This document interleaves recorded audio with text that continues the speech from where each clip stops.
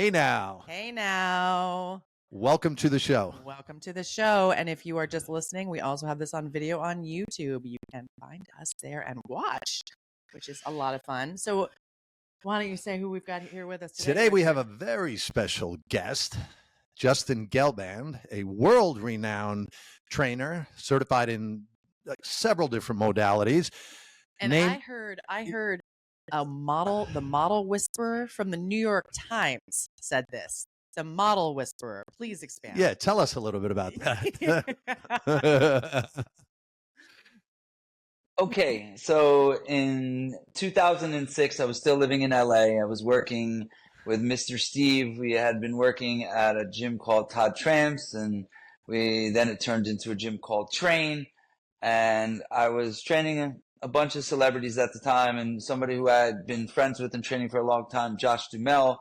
His publicist, Ruth Bernstein, said, hey, there's an event over in Hollywood. Would you like to go? I said, yeah, of course. So we go to this event, and I'm sitting there in the middle of a million different people, all the shoes that love to go to these types of clubs, me not being one of them, but that's okay.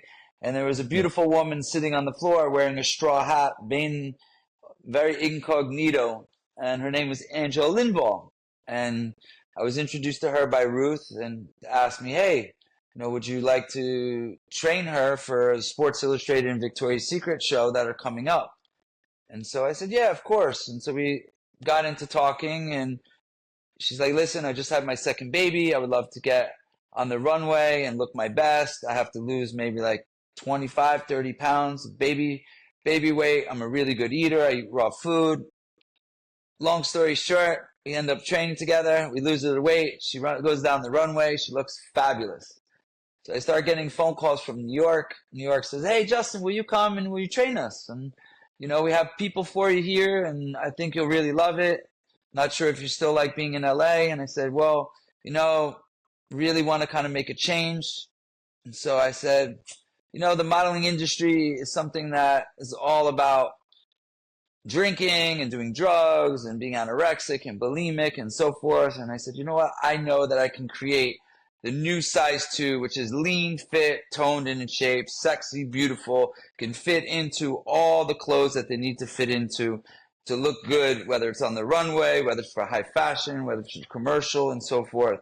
And so I was introduced to Miranda Kerr, Ann V, and Linda B by a guy named Scott Lips and Ali, the two managers at One Model Management. And so I ended up training Miranda Kerr for the show in 2007, and Angela, by the way. And then all of a sudden, the phone just kept ringing and ringing and ringing. Justin, will you come? Will you train us?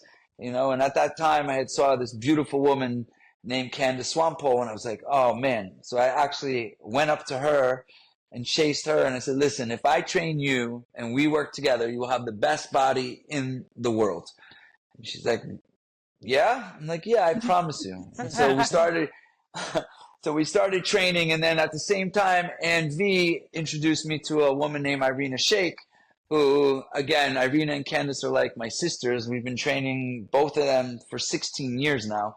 And Irina and I started training as well. And the gym that I was going to, I was working in a few different gyms. And one of the gyms that I was working at, there was a guy named Guy Trebay who wrote for the New York Times. And I must say there was a time between 2007.5, 8 until about 2016.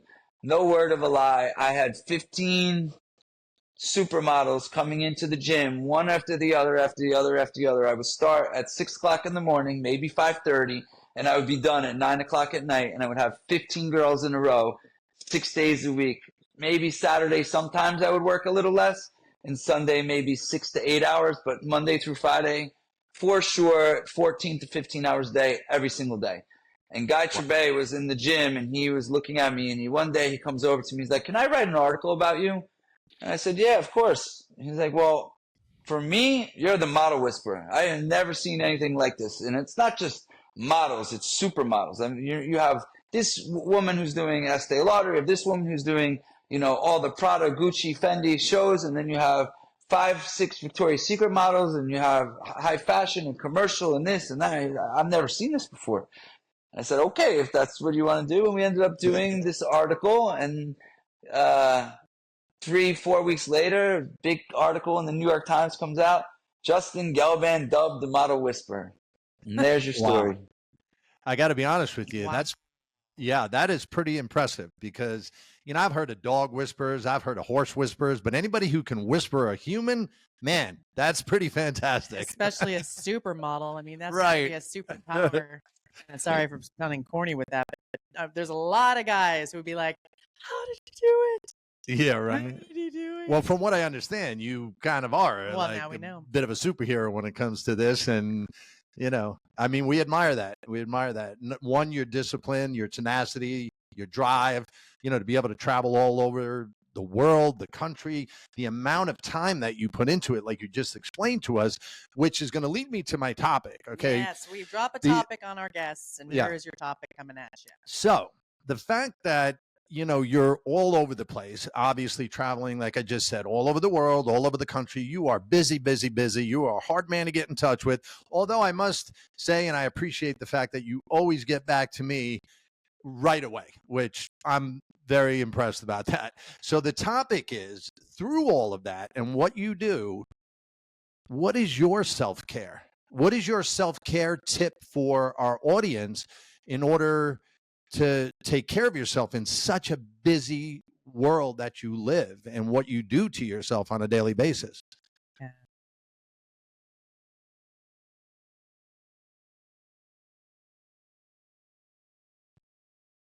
I think one of the most important facets of taking care of yourself is really understanding who you are as a person. Who are you? Where did you come from? What are you doing here?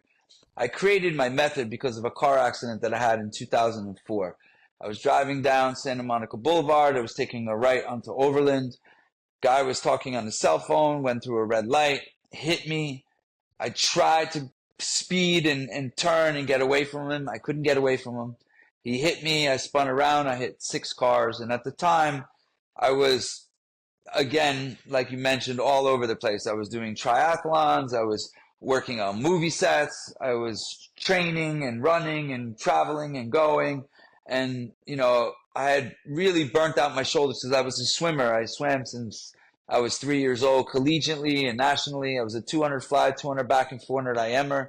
And so the one big competition, or I would say more of a challenge / bet, was one of my friends said, "Hey, let's do the Alcatraz triathlon."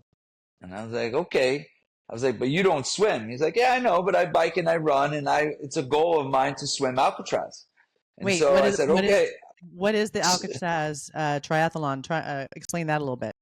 So basically what they do is you get on a ferry right under the Golden Gate Bridge, and they take you right out to Alcatraz, and they drop you literally right next to it. If you want to go and stand on the rocks over there, or however, they have some areas are rocky, some areas have like a little sandy beach type of thing, or a little grassy knoll if you want to stand on there just to say you stood on there.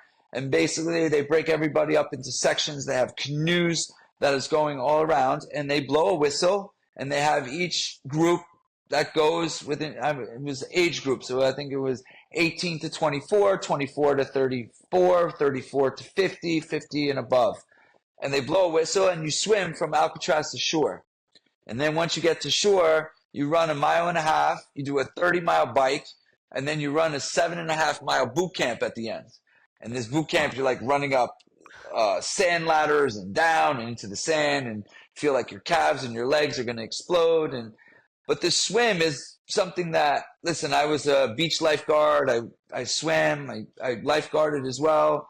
And the water is always something I always teach people you must respect, because people don't understand that water and fire are 2 things you must respect, especially when you're swimming in an ocean or a lake or a place that you don't know and have no idea what the currents are like or anything. And so it was a lot on my body. And so after I had done the Alcatraz triathlon, I had to have a shoulder surgery. So the shoulder surgery brought me into this area because I had the shoulder surgery, that was supposed to be on June 1st, 2004, and the car accident happened on May 4th. And so after the car accident happened, they took me to the hospital, did all these CAT scans and so forth, but they never did a MRI on my lumbar spine. So nobody knew that I had 4 herniated discs in my back. And so it was only after that I did the shoulder surgery and then did the physical therapy and then went out on the track on La Cienega Boulevard, where when I was on the track doing my own physical therapy, I fell to the ground. I crawled to the car. They did an MRI, found out that I had 4 herniated discs in my back. And, the guy was like, listen, we need to do surgery and put like a pin this long in there. And I'm like, you're not putting a rod in my back. And so after that happened, I started to develop my method because I had gone to every physical therapist, every occupational therapist, every any type of therapy you can think of, from acupuncture, massage, the VAX-D table, anything that can help me open up the facet joints in my back and really create movement for myself. And everywhere I went, they would only push on my back. And so after that, I started to create functional movement in all 3 planes: anterior, posterior, right lateral, left lateral, right rotation, left rotation. And I continued just to study and study and study the body and movement and watch how other people move and watch how I move. And so what I've learned from all that is, what are you doing in your everyday lifestyle? How can I make you better? And for me, I'm always on the move. So I need to practice my balance and stabilization, my mobility, stability. Pilates is something that I love. The reformer is my best friend. And you need to always stay hydrated. You always need to do some sort of movement every single day. And stretching is imperative to exercise. And we're not talking about yoga, because everybody's like, oh, yoga is stretching. No, yoga is a functional movement stretch that people do, and it's a topic of exercise, right? An area of exercise that you do, but it's not literally stretching. When you're stretching, we're talking about getting a myofascial release in your body, using a foam roller, doing a functional stretch where you're stretching your body, and you're not doing just static stretching, which is warming down the body. And so the more you understand who you are, the better you will be. And so my own care is doing my method every day, mixed with a little bit of weights, making sure that I'm hydrated, making sure that I'm drinking and taking my vitamins. I take a lot of vitamins and minerals and nutrients for my body, and just being aware of that, breathing and meditation and spirituality are all things that encompass having a safe, healthy lifestyle. Because when you burn the candle at both ends, unfortunately, I am guilty as charged and I am a workaholic. So you have to be able to be the best that you can be, and you're not always perfect, but you can do the best that you can do. And it's literally understanding, connecting your mind and brain and body to yourself. I agree, and thank you for that information. It's not easy to practice self-care. I mean, a lot of us think, oh, my time off is when I'm just not working, or I'm doing the lawn, or I'm doing something. But self-care is actually sitting down and taking time off from you as well, like taking time off from thinking. Your brain, we overthink a lot of things. So to be able to just sit for a little while and meditate and just calm the body down. And I've also noticed that meditation is not a form of exercise. It's just a form of being quiet, just allowing yourself to sit and allowing your body and your mind to just relax and shut down for a minute. Self-care is one of the most important things, and I don't think enough of us practice it. Yeah, I think that most people feel there's always this thought process that most people have, that being by yourself and having alone time is not a good thing. And I think that when you actually, for me especially, and I'm sure for both of you as well, when you work a lot, when you're done with work, it could be 4 in the morning to 5 at night, or 8 in the morning to 8 at night, or even 8 in the morning to 5, whatever it is. Everybody has their own regimen. Everybody has their own hours or hourly, stresses and anxieties and so forth. And it just feels good sometimes to come home and actually take a breather and actually give yourself a second to wind down and think about. And so that's why I always say movement is such a special gift that we all have. if we can move. And even if we can't move, depending on who we are, just being able to get our body to have some good breathing and some good relaxation and meditation so that we can calm ourselves down is really good self-care. And everybody should have their own niche. But there are people that work all day and then don't even get into the movement part of their body. And so I always say to people, listen, it's really good to do cardiovascular exercise, even if it's 20 minutes, 30 minutes, 15 minutes. Go out, put some music on. Music is just such a empowering position for you to be in. When you listen to music, you can get into your own mindset and you can get into yourself and go out and do a walk or a bike or a hike or whatever it is to get your heart rate moving, your heart rate up and your blood flowing and so forth. Because there's a lot of people that sit at a desk all day and then they come home and either they eat or they stress more or they have to take care of their families and they never have any alone time. They never have any time to like make themselves feel good. And so if you're not able to do that, and this is the way people get sick or have problems with their mental health. I think mental health, especially after what we all went through in the pandemic, is such a big topic of self-care, and I think that people struggle with mental health all the time, and then people use it against one another by saying, oh yeah, well, it's just mental health. Oh yeah, people don't know what you went through. People don't know what we go through on a daily basis. And it's not nice to judge and make people feel uncomfortable because it really is something it's real. It's real, and I think that if you find time for yourself to breathe, to meditate, to relax, to do cardio, to get out and do something for yourself, the better you'll be. You were talking about how you took that accident and turned it into, well, now you're helping so many people because you made a new method. And it kind of reminds me, you guys have a lot to talk about because it reminds me of Richard had heart issues and the doctor said that was it. You're going to have to be on this medication forever. And he's like, no, I'm going to be better than ever. And recently went in and found out that his heart is better than ever. Yeah. Better than it was before. And he had a prognosis of it never doing that. So it's like, how do you, that kind of ingenuity, I think it's good that you're spreading the word, that you're helping people with this. Would you tell us a little bit about the method that you have incorporated to, oh, and by the way, you don't need the pole anymore, huh? You don't need the thing in your back. The rod. The rod. Well, actually, I do have a prosthetic in my leg and metal in my back. So, so you did have to get it. Okay, so what happened? I did have to get it. So, I did so have we're to get even. So we're even, he says. But you have to do the Western and the other. I guess Eastern isn't the right way. You have to incorporate all of it. So how do you incorporate it, and what made you have to go ahead and get that put in?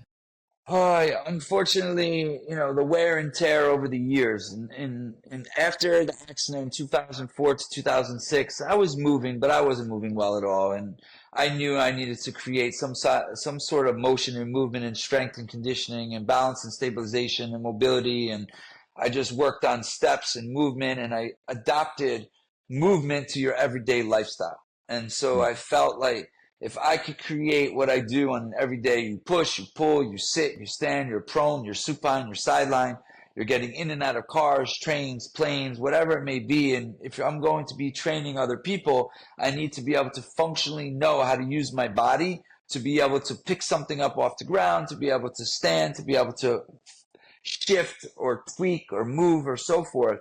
And then over the years, just the wear and tear, 2011, 12, Brazil is a passion of mine. I've been going to Brazil since 2003, and I was married at the time, and we were at a party in Santa Catarina, and I don't know, I just didn't feel good. And I said to my significant other at the time, I said, listen, I'm going home. You can stay at the party, but I can't. And so unfortunately, in the area that was around, there was only like small little like boutique hotels.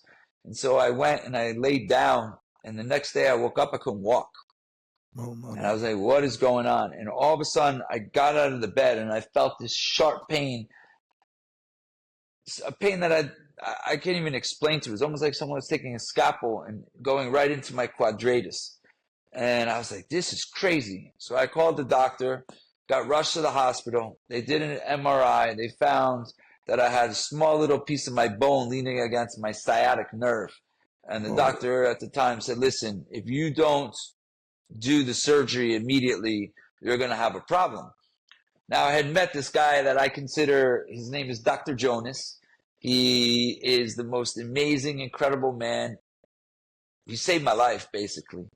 And, well, I don't want to say basically, he did save my life. And I went in to see him, and he was at the hospital in Curitiba, and that was where my wife was from. And I said, listen, man, I don't know what's going on, but I don't feel good. He's like, yeah. He's like, you have a small little piece of bone leaning against your sciatic nerve, and we need to take it out. And you have 2 to 3 weeks to play with it. And at the time, I had enough stress with my family, and my dad's a lawyer, and my mom, knows a bunch of people, and like, no, you have to come home, because I was living at the time in New York, but I was going back and forth to Brazil. So we would always go to Brazil between December and January, February, and then we would be in New York for the rest of the time working, and then we would go back and forth to visit family. And so when I went home, my parents introduced me to some doctor at the hospital special services. I won't mention names because it's not worth going there. But the worst part about it is he did the worst surgery in the world, and I couldn't walk for almost 4 months.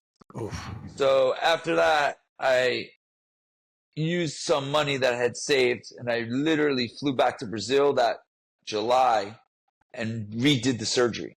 And the funny part is Dr. Jonas took the hernia out, put it in a little bottle for me. He's like, you can take this back to the hospital special service and say, wow, you're a really great hospital, and this is what you did.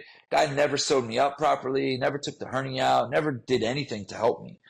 And so, again, thank God for my method, but the wear and tear, again, of going back to training and doing the physical therapy and so forth. And at the time, Dr. Jonas created these clips that are functional, so they move. And he had said it to me a few times, like, listen, I think you should put these in your back. And I think instead of putting a big rod, we have a way for you to have clips in your back that you can move, and it moves in all 3 planes of motion. And so I fought it for a little bit because I knew I had to take 5 months off. I just opened up a gym called Model Fit, which I had spent years creating. I built it out of a basement with 5 people. And I was training the biggest models and celebrities in the world. I was like, I don't have time to do this right now. Unfortunately, because I was working so much and doing everything and running around like a chicken with my head cut off, I had to have 3 surgeries in 18 months. And so I got the surgery, he fixed it. A year later, had to do it again. 6 months later, again. 6 months later, again. And then finally, Dr. Jones was like, Justin, we need to put these clips in your back. And that's what I did. What I didn't know at the time was there was another doctor named Dr. Saliba who also saved me. I hadn't realized that my knee on my left side, the bone was rubbing bone to bone. And so I was diagnosed with degenerative bone disease. And Dr. Saliba had checked me out. Dr. Jonas is the one who introduced me and said, listen, man, you got to do an x-ray. You got to see what's going on. And I did an x-ray, and Dr. Saliba is like, Justin, listen, you have a torn labrum after the MRI I did on my hip, and your bone is rubbing bone to bone right where your meniscus and your patella and everything's connected. And if you don't put a prosthetic in your leg, you may not be able to move or walk again. I'm like, oh, great. I've been working my butt off for the last 16, 17 years to reach this level that I've been at, and everything just came crashing at the same time. So I had just done the back surgery, and I'm going to try not to get emotional right now, by the way. I just did the back surgery, and then I had to have the labrum repaired, have the labrum repaired, and I had gotten an offer to do a class in London, and I went to shoot some content for a bride's magazine, and then I was asked to do 2 weeks in London for classes, and my friends, I couldn't move, couldn't walk. And I didn't put the prosthetic in at the time because I couldn't afford to put the prosthetic in the time after all the money I had spent on all the other surgeries and all the other recoveries and all the other stuff. And I went to the London Bridge, and I was going to jump, to be honest with you. Oh, Maro. I almost took my life, to be honest with you. And it was crazy because I stepped over the bridge, and there was this police officer that was on the other side of the bridge, woman who started screaming in a crazy British accent, "What are you doing over there? Are you going to jump? Blah, blah, blah. Get over here, get over here." And she came running. And, she pulled me over. She gave me a big hug. I mean, I don't know. It's hard to think that at some times in your life you feel so down in the dumps that after all you've created and all you've done and all the hard work you've put in and all the stuff that your value of what you do for a living, but at the same time you have so much stress and anxiety because you can't afford to do this, you're not able to work, you're not able to move, you have all these other things going on in your life at the same time, and I was just lost. I was lost. And so Wow.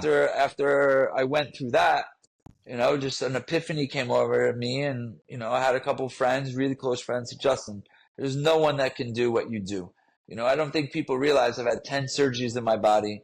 I created a method of movement that has saved my life and humbled me in my own life. And and this is where it goes back to the whole model whisper thing, right? I'm known as the model trainer. I'm known for being this guy who has trained the biggest celebrities in the world, but everybody's a celebrity and everybody's a model. I've worked with the Power Olympic team, the Brazilian Power Olympic team. I've worked with kids with autism and Down syndrome. I started my career, I was working with women that were overweight, that needed to lose 60, 80, up to 150 pounds. I've worked with people with any type of injury, health condition, lifestyle deficiency. I'm known for training women pre and postpartum. So it's not just one thing. And somebody labels you something, and then all of a sudden, yeah, I love when somebody says, "Hey, can you get me in shape for this event or for this campaign or that?"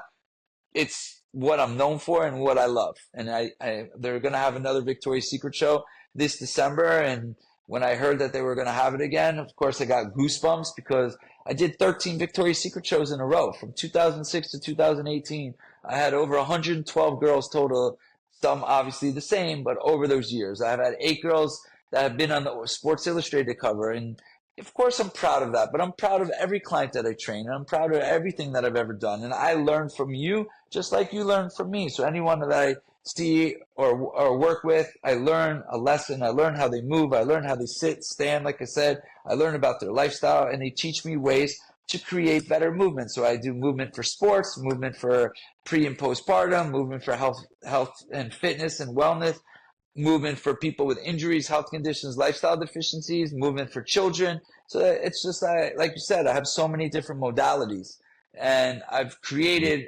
something that I believe is so special because I have a passion for changing people's lives. Justin, you said that you almost hit the London Bridge. How'd you bounce back? By the way, I've been there, so I get it.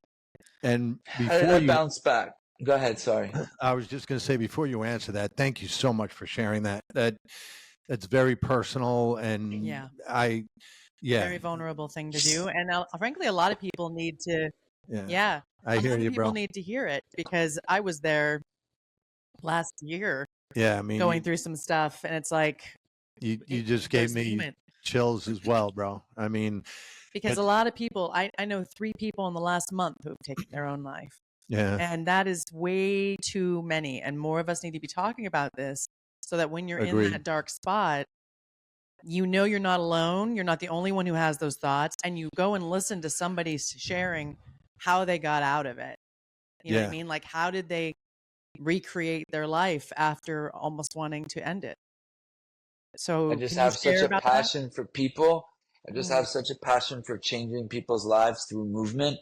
And I think that when the police officer picked me up and pulled me over and sat me down, and she talked to me for a good 20 minutes, she's like, "What is it that you love so much about who you are as a person before you even think about taking your life?" I said, "I love what I do. I have a passion for what I do. I love teaching people movement and teaching and educating people about their bodies and their minds and their souls, and really creating something special so that each and every client, even though you can have group exercise and classes, you can create movement for each individual to be better in their body type, and their lifestyle." And I said, I think because I can't move, and I had this 2-week, event that I was supposed to do, and when I did one class and I couldn't walk, I couldn't move. And I called Dr. Saliba on the phone. I was like, you just fixed my labrum, but you didn't really fix it. He's like, Justin, I love you, but I told you, you need to do the prosthetic in your leg. And at the time, I didn't have the money. I couldn't afford it. And I don't want to be negative towards anyone else, so I'll keep a couple things still to myself, but there was people that I turned to ask to help me. So you really know who your family and who your friends are when you really need it and you're down in the dumps. And finally, my aunt stepped up to the plate and was like, listen, I'm going to help you and I'm going to give you the money to do the prosthetic. And, the first few months after I did the prosthetic was very difficult because it came out of its place 3 different times. And when I tell you that that's the most pain you ever had in your life, it is beyond what you can imagine. But my fight was my work. And, I've always said, regardless that, I have a beautiful son who's 1 year and 5 months. I have beautiful family and I love myself and I've realized my worth in myself. But you when you're so down and you're so there, you have to look at what the positives are. And once I was able to recover and use my method to get strong again and believe in myself and love myself and trust myself and know that at the end of the day, it's about being the best me. Because that's what I say to everybody. Be the best that you can be with the body that you yourself have been given, because everybody is different and everybody is different. So what's good for one isn't necessarily good for the next. So when you look in the mirror, you can be the model of yourself in your own body. And the more you love and understand that, and the better you will be. And I'm like, if I can preach that to others, I need to preach it to myself. And that's what brought me out of it. And I looked at all the work and all the interviews and all the stuff that I've ever done, and I started to be like, you know what? I need to start to be proud of myself because look at what I've been through, and I've still been able to do things that no one else has been able to do as far as a career and work. And so that's what I'm going to go with, the positive about it.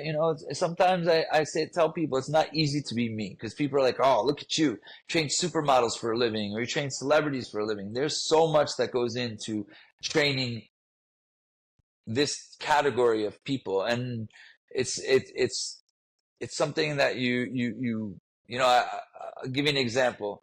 The other night I went out with Steve. We went to see Paul Oakenfold. Paul Oakenfold has been like my brother. He and I have been friends for 25 years. And the fact that he takes me backstage and he asks me to go sometimes get him some water and different things. And it's almost like sometimes I'm with him. I'm almost like his, tour manager type of person. And he just treats me. I can't even give you an explanation of how well he treats me. And I've traveled to 40 different countries and 20 of them with him, and he's introduced me to the world. And it's just, when you get to be around special people like that, and you wouldn't even know he's a celebrity because you just a normal everyday guy, but he's given me so much over the years. And the fact that I got to spend time with him the other day, and this summer he's doing a show in Ibiza, which is 30 years of his, his album, actually his record label, Perfecto, and for me, it's like, there's albums that he did in 2003, 4. He took me to the Grammys, and we trained for years, and I lost him a good amount of weight, kept him in really good shape, and he always speaks so highly of me. And so, the special relationships that I've built with a lot of my clients and people is what really gave me the strength to come out of where I was. Yeah. Justin, you have to tell Paul that I used to dance to him at the raves in San Francisco in 1991. That's when he was first out at the raves, before they were commercial, and I was dancing with my girlfriend and our guy friends that we met there, and that is how long we have been fans. Where the flyers, his name was on the flyers that were just passed around in the streets of San Francisco. Down south of Market where all the places were. Oh my God. Ditto. Huge fan. Ditto fan. Back in New York. I mean, huge Oakenfold fans, Oakenfold, Sasha, Digweed, Danny Tenaglia, remember? Yep. Right? All those the guys. Tunnel, Twilo, the Sound Factory, right, exactly. the Palladium. Oh my God. Yeah. Hey, let me just touch base on something you had said before. I want to go back to the topic of self-care, in that, just like what you were just saying, how important it is to overcome, physical disabilities. And a lot of us have a very difficult time. Like yourself, I went through pretty much, it was almost like you were telling my story. And I got very, you know, depressed. I went down the rabbit hole. I was thinking some pretty shitty thoughts myself. And, I had to pull myself out of that. And I know a lot of people, I don't want to generalize, but I know that it's a difficult thing to practice self-care and to really be aware and sit in the seat of awareness and say, what do I need to do to take care of myself today, in this moment, in this second? Sometimes that's all we have. Right. I mean, that's really all we have is the now, right? And what I've noticed is and this is it's out there. So, a lot of us get up every morning prior to taking care of ourselves, right? We make our coffee, we check our emails, we check our text messages. How many people liked our post? Right. How many people liked my post?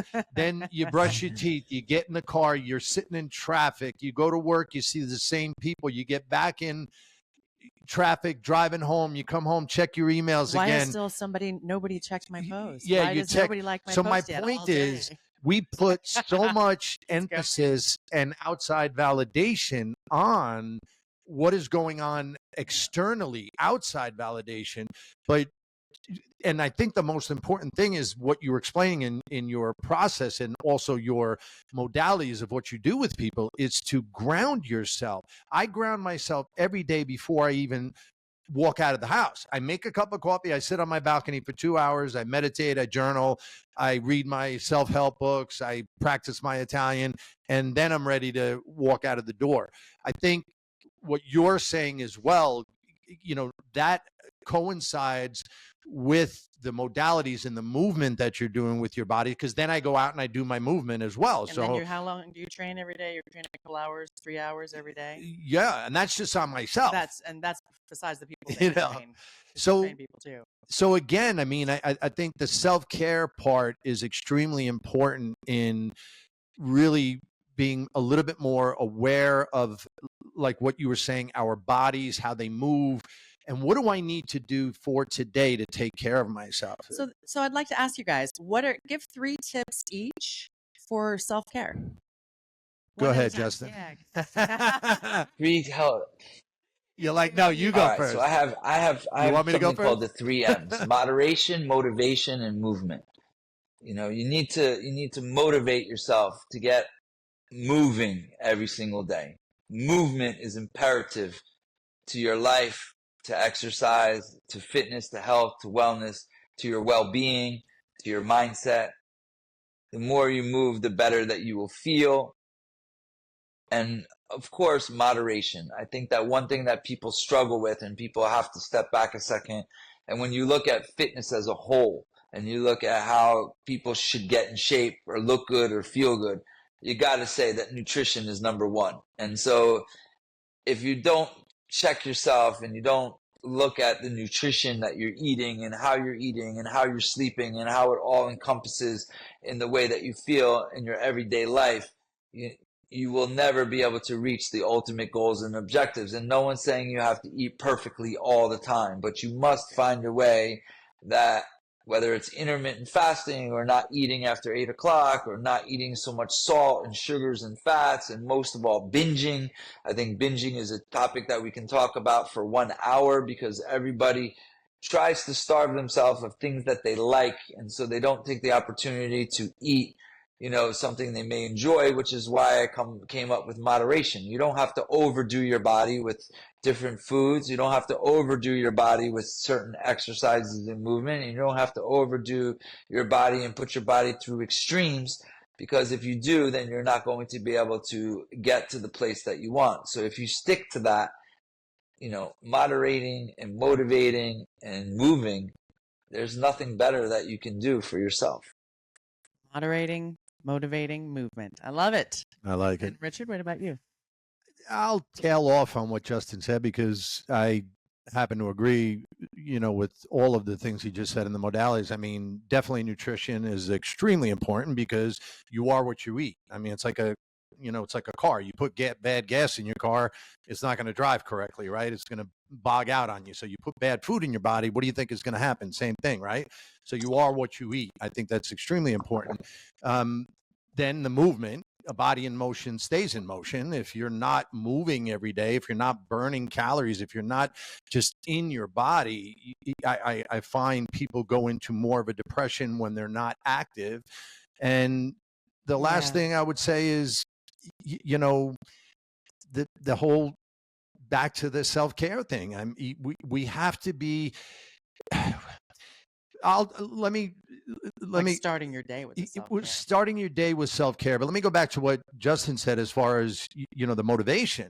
You have to be motivated. But on top of that, my gig is discipline. You could be as motivated as you want, but if you're not disciplined, that motivation is not going to get you over the edge. So discipline is doing it whether you're motivated or not.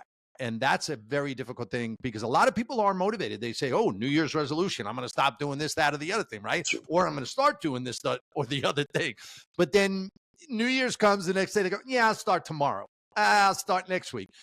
It never happens. That's like you saving for a down payment on a house, and people say, oh, well, when I get that windfall, I'll have enough money to buy a house. No, but if you put 10% of your paycheck away, when in a couple of years, you're going to be there. It's the same thing with nutrition. If you start just like what you're saying, moderation, just cut back a little bit, and all of a sudden you're going to see a difference and a change. But again, without the discipline, you have to be disciplined. Discipline, in my opinion, is the number one key to anything in life, whether it is our physicality, our emotional, spiritual work. If you are not disciplined, you're not going to get to where you want to go. You might, but the trajectory might take you a lot longer. So, I agree with Justin and I. I'm pretty much on the same page with all of this stuff, being in his field, being in the field that I've chosen. But yeah, we could talk about this for days as well. I think discipline is really good. I had an example of this just today, because I'm writing the next book in my series, and I was thinking about it. I'm writing it and sharing a chapter every day with my readers on Substack and in my website. They get to choose which place. And in order to do that, I'm having to write it. So I'm writing a chapter and I'm sharing the chapter. It's getting me to the keyboard. And today I wasn't feeling very inspired. I'm like, well, it's Sunday. They'd forgive me. It's Sunday. And I said, I'm only going to be doing like 3 to 5 days a week. I've been doing it more than that. But I said, you know what? No, inspiration arrives when I get at the keyboard. It doesn't get me to the keyboard. And so I sat down and I wrote the chapter. I have to edit it still. But I wrote the chapter and it'll be out tomorrow. And it's because of the discipline. Because if I had just gone with inspired to do it, it would never have happened. It had to do with, I know if I sit down, the words will come. And they did. You just have to show up. Oh, that's amazing. That's amazing. But 100% right. I think the thing is that, swimming nationally and collegiately and starting to be on a national team at 8 years old and having to go every day to swim practice from 4 o'clock in the afternoon to 6:30, and getting up and going 4 days a week from 5:30 to 7 in the morning, and doing it in school and doing it in college and doing it for 14 years. I owe that to where I am today because of the biggest word, what you said, which is discipline. Yeah. I learned so much discipline from age 6, 8 years old, about how to, you're going to swim every day, you're going to go and do your schoolwork, you're going to go to school, you're going to do your sports or whatever it is, come home, do your homework, go to sleep. And yes, obviously you feel like, it's Groundhog's Day every single day, but there's, like you said, there's nothing more empowering in the world when you can create and motivate and be who you are, but it all comes from what you said, discipline. You have to have the discipline. You have to. Yeah. It builds. And a lot of people get lazy and they don't want to be disciplined. But to be honest with you, it feels good when you created something, like you just said. You sat down at the computer, you disciplined yourself to do that chapter, to get that work done. Some days I wake up in the morning, and I'm sure you do too, and you're like, oh, really? I got to train again. But it's the discipline you have and the love and the passion that you have for doing your work that drives you. But it's the discipline of knowing that you must continue what you're doing to get to where you need to be. Yeah. And sometimes it's difficult, you know. Yeah, well, that's why it's discipline now. Right. I mean, and that's that's why it's they're not called play. right. You know, if you're disciplined, you can conquer the world. You know, at least you can conquer your world. You know. Oh, I love that. And on Yeah. that, we've taken up a lot of your time. You just came off of a training session. Any last words you'd like to say to our listeners and viewers?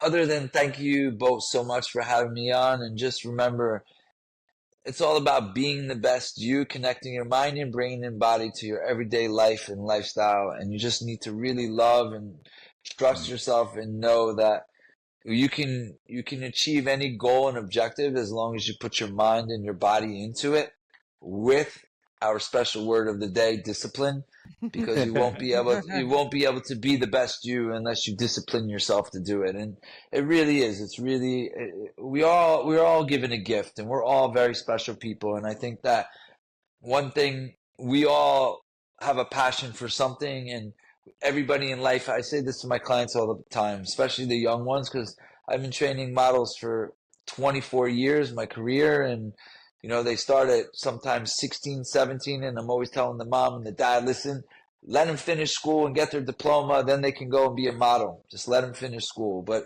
it's really, everybody in life has a niche, and as long as you can create that and figure it out and then have the discipline to go after it, knowing that you may fail, because we all fail once, twice, three times, four times. I always say what drives me most, and this is what you asked me before, what drives me most is when people say that I can't do something.